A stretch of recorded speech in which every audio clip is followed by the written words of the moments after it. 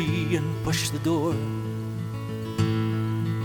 "Get out here," he shouted, but I stayed there on the floor, frozen in the terror that rose and filled my brain, for I knew what they intended.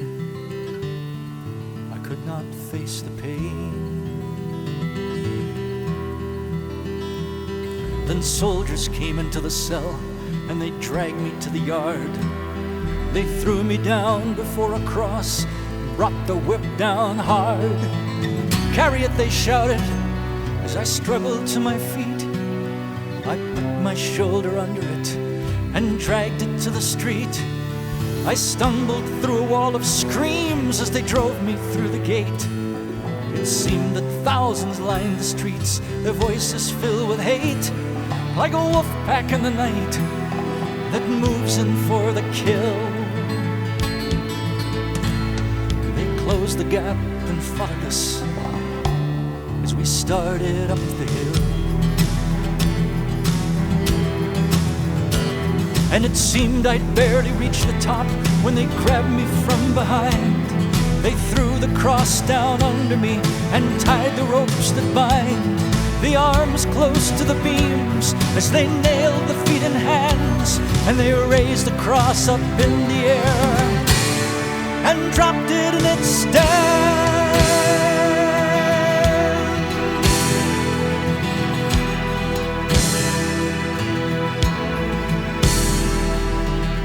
Through a blur of pain, I saw the cross there next to mine.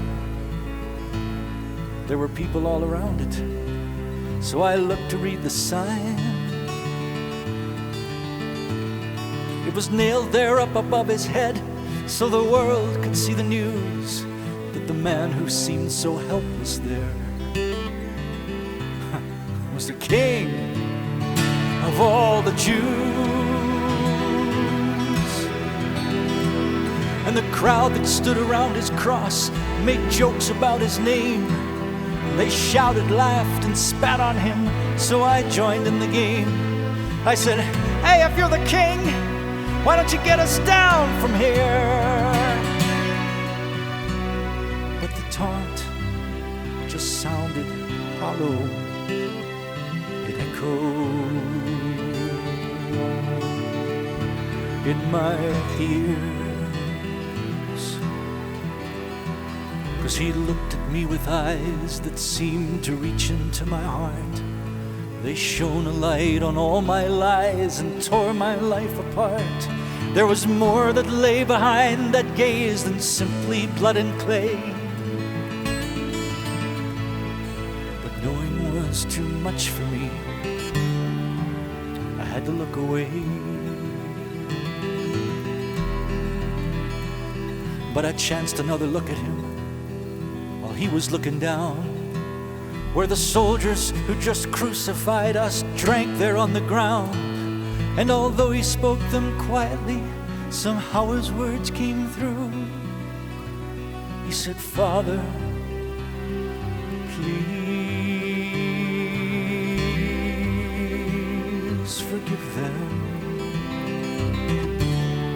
They don't know what they do." And then, as if they'd heard him speaking, the crowd began to roar, whipped to frenzy by the priests who urged them on to more.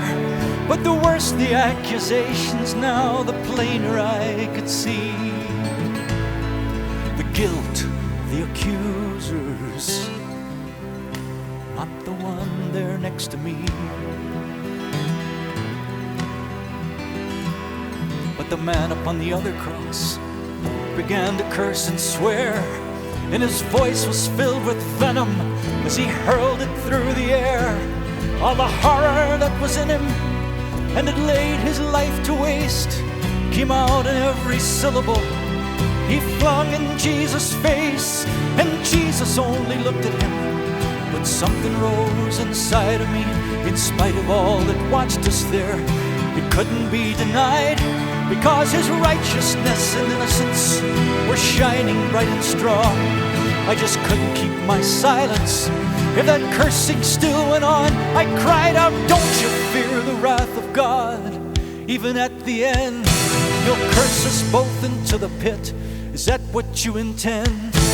We're only getting what we're due. We've sinned our whole lives long.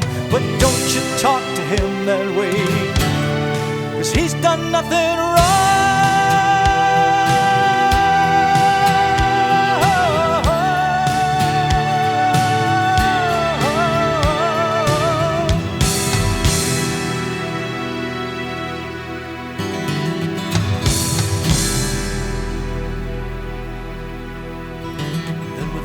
Courage, in a voice not quite my own, I asked him, Lord, remember me when you come into your throne.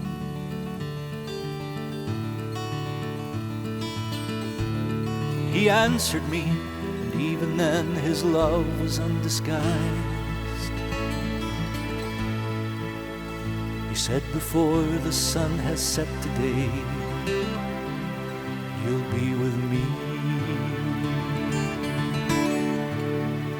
paradise. The shouts and curses did not stop even when the sunlight ceased. But somehow in the midst of it, my soul had been released. And though the agony continued, it was still too small a price to be allowed to hear those words and to die beside the Christ.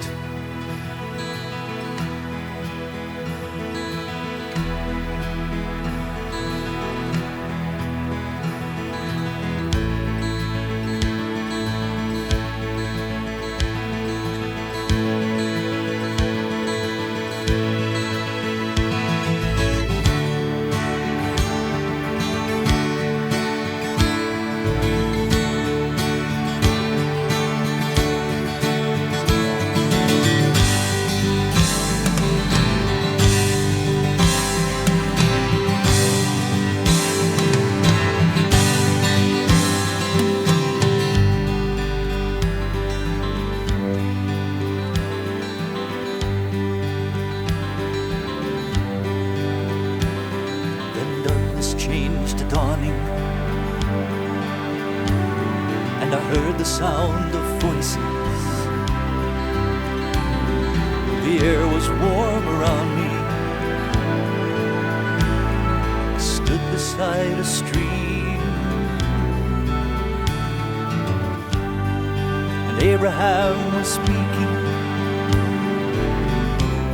to the multitudes before him, the unfolding of the answer to our prayers and hopes and dreams.